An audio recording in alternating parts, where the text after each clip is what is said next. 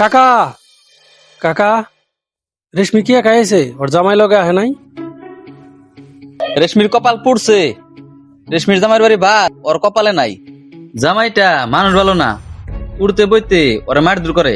কাকা আপনাকে গ্রামে কাজ করি অনেক বছর হইলো, কিন্তু রেশমির মতো ভালো মাইয়া এই 10 গ্রামে আমি দেখি নাই। সবই কপাল ডালম, নইলে কি আর এই মেয়েকে স্বামীর সংশোধন ঘুরে আনতে হয়? কপাল পুরা, যত জ্বালা যন্ত্রণা সব তো আমার। রেশমির তো কোনো দোষ নাই কাকা, তাহলে কেন ওর কপাল পুরা বলতেছেন? যে মেয়ে স্বামী সংসার করতে পারে না তারা তো কপাল পুরাই বলে। আচ্ছা তুমি যাও তো, মন মতন তুমি কাজ করো, আমাদের যাইতে দাও।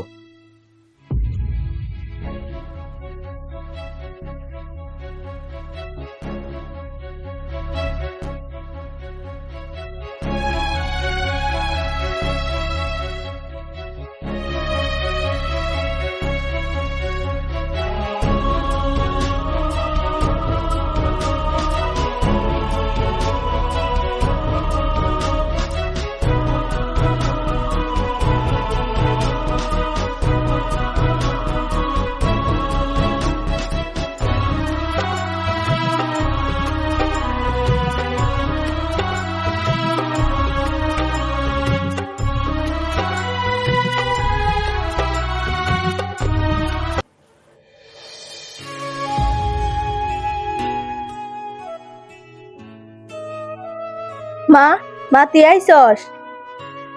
মা, আমি অনেক চেষ্টা করছি মা, আমি আর পারতাছি না মা, আমি আর পারতাছি না। রেশমি, তোর জামাই কি এমন করছে রে, তুই আর পারতাছস না? ভাই গো, জামাই খালি কথায় কথায় মারে, লাড়ি দে মারে, আর কয় বাপের বাড়িতে যার টেহানে হেগা।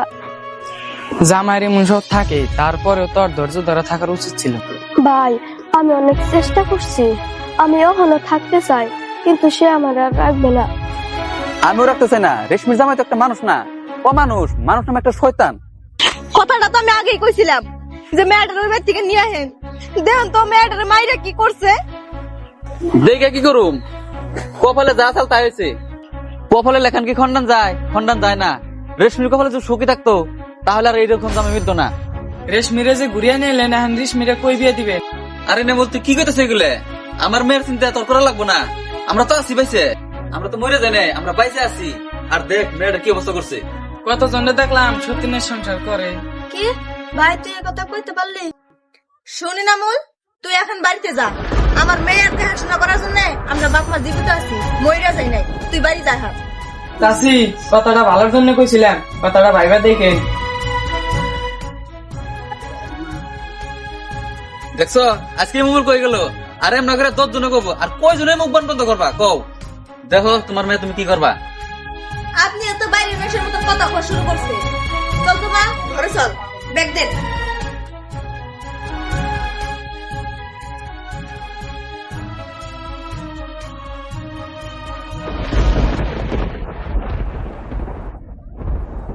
একটা মাত্র মেয়ে আমার, কত আশা নিয়ে জমি জমা বিক্রি করে ধুমধাম করে মেয়েটাকে বিয়ে দিছিলাম। সারা গ্রামের মানুষের দাওয়াত দিয়ে খিলাইলাম। কি এমন পাপ করছিলাম আমি যে আজকে আমার এই দিন দেখতে হইলো। আরো আল্লাহ কপালে কি লিখছে কে জানে। মেয়েটার দিকে তাকানো যায় না, আর আমি তো বাপ, আর আমার সবকিছু সহ্য করা লাগে।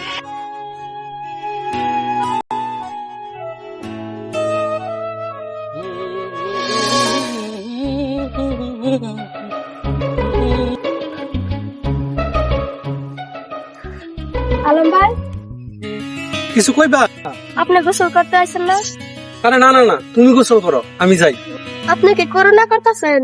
হায় হায়, আমি করোনা করবো কেন? আমি তো কামলা মানুষ, গরিব মানুষ। শুনছি করোনা করে যারা ধনী লোক তারা। আমি কিন্তু কথাটা এমনি কইছিলাম, আমি যদি জানতাম যে আপনি গোসল করতে আইবেন তাহলে আমি আইতাম না। আসলে হয়েছে কি, আমার তো গোসল করার কোনো টাইম টেবিল নাই। তুমি কি গোসল করতা না? আপনি গোসল করেন, আমি যাই। আমার লগে দেখলে মানুষে খারাপ কইব। খারাপ কবো কে? স্বামীর সংসার ছাড়া মাইয়া আমি। আমার লগে দেখলে মানুষে আপনারে অপবাদ দিব। এমনও হইতে পারে যে বাড়িতে আপনি কাজ করতেছেন সেই বাড়ি থেকে আপনারে বাইর করে দিব। দিলে দেখ, আমি ওগুলা পরোয়া করি না। আমি কামলা মানুষ, আমার জেনেরা থেনেই কাজ। কিন্তু তুমি তো অনেক ভালো মানুষ, কিন্তু তোমার ভাগ্যে জামাইটা ভালো মিলল না। জাগো কপাল পুরা তাগো স্বামী এমনই হয়। ভালো স্বামী তো কপালে জুটতো না। আর স্বামীর স্বভাব খারাপ, এটা যদি আগে জানতাম তাইলে কি বিয়া বসতাম। তারপরেও কাকার উচিত ছিল তোমার বিয়াটা দেখে শুনে দেওয়া। তোমার জীবনটা খালি খালি নষ্ট হয়ে গেল। আমার আর কিছু করার নাই, জাগো কপাল পুরা তাগো জীবন এমনই হয়। আপনি গোসল করেন, আমি যাই। আমি যখন এই গ্রামে কামলা হয়ে আসলাম, এ রেশমি কত সুন্দর আছিল, হাসতো খেলতো, একদম পরীর মতো আছিল। আমি কিছু কইতে পারতাম না, কারণ আমি তো কামলা আছি। কি যে ভালো লাগতো।